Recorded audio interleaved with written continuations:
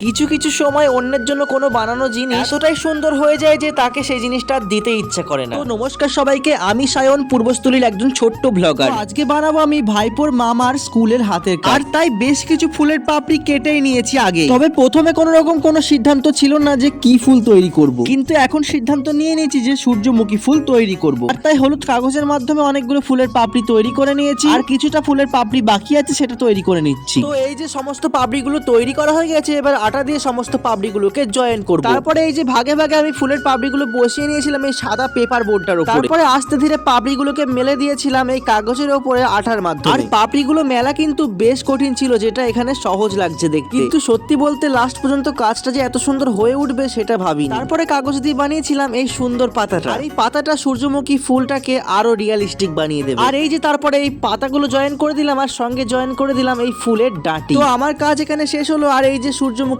ফুলের last finishing. কিন্তু last পর্যন্ত কাজটা এতটা সুন্দর হয়েছে যে আমার দিতে ইচ্ছে করছিল না এই ফুলটা। যাই হোক, ফুলটা তোমাদের কেমন লেগেছে কমেন্টে জানিও।